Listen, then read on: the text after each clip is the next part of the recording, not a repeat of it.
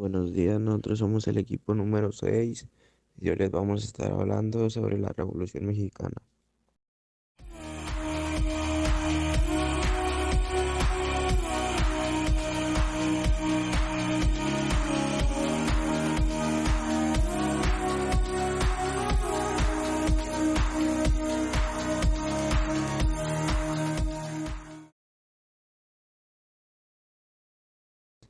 Como consecuencia del descontento popular hacia la dictadura de Porfirio Díaz y que derivaría en una guerra civil que transformaría radicalmente las estructuras políticas y sociales del país.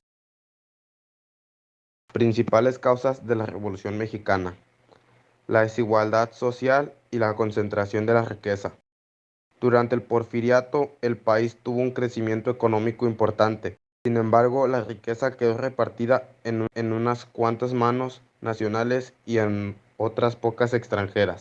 No existía la libertad política. El pueblo no podía elegir a ningún representante dentro de los poderes estatales ni federales.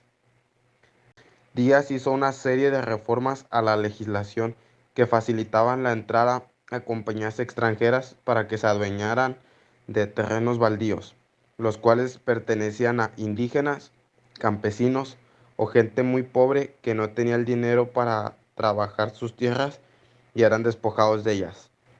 Las haciendas de gran extensión pertenecían a unos pocos propietarios, mientras la mayoría de los mexicanos morían de hambre. Disminuyó la calidad de la enseñanza popular. El 80% de la población era analfabeta.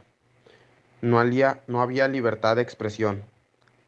La prensa tenía prohibido emitir cualquier tipo de opinión en contra del gobierno y las huelgas estaban prohibidas en todos los sectores. Obreros y campesinos carecían de protección laboral, por lo cual estaban expuestos a la sobreexplotación. La mayoría de los trabajadores debían cumplir con jornadas de más de 12 horas por un sueldo miserable de 75 centavos. Las condiciones laborales eran pésimas. Sin embargo, cuando los trabajadores y campesinos trataban de manifestar sus inconformidades, fueron reprimidos brutalmente. El periodo de Porfirio Díaz fue de 1876 a 1911. Porfirio Díaz fue presidente de México por 30 años después de su heroísmo al mando de tropas contra los franceses. Trató de asumir la presidencia a través de un golpe de estado contra el presidente Benito Juárez en la fallida revuelta de la Noria.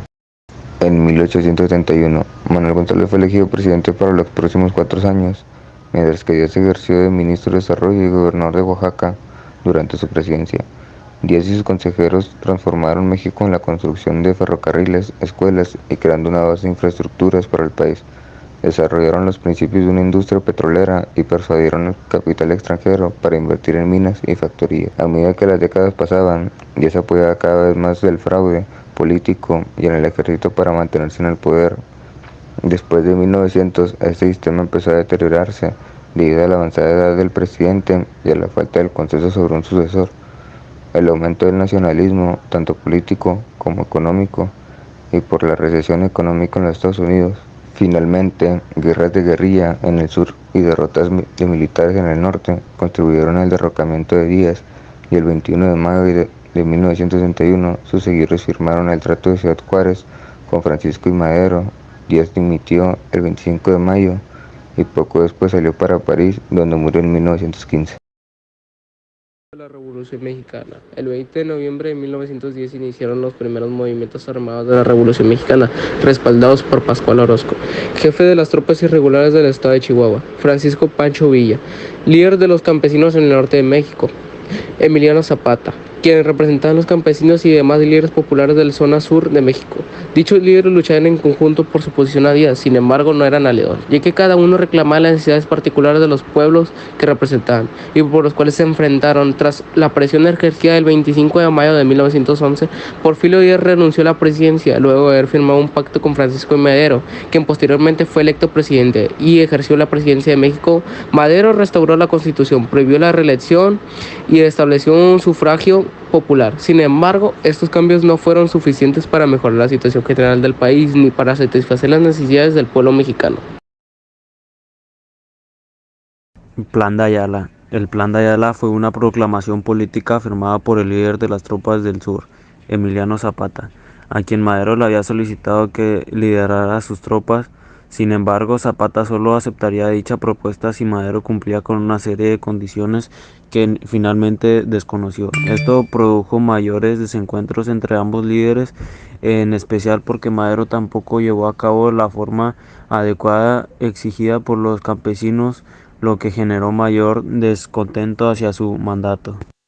Finalmente, los grupos liderados por Emiliano Zapata se alzaron en contra de Madero. Zapata firmó el Plan de Ayala el 28 de noviembre de 1911, en el cual se desconocía el gobierno de Madero y hacía un llamado al enfrentamiento armado para recuperar la propiedad de las tierras trabajadas por los campesinos. En ese entonces se popularizó su lema: la tierra es para quien la trabaja.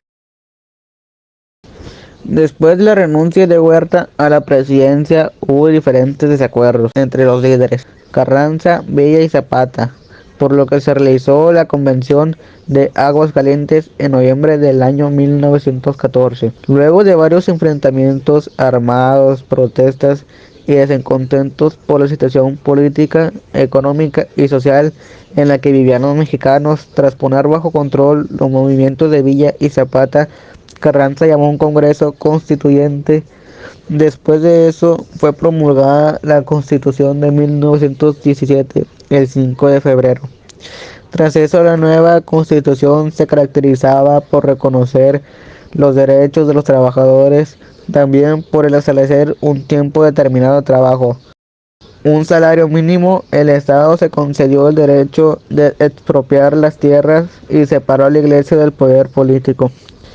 En eso, Carranza fue asesinado en un viaje que se dirigía hacia Veracruz de 1920. Luego, tras su muerte en las elecciones, resultó como presidente de México Álvaro Obregón.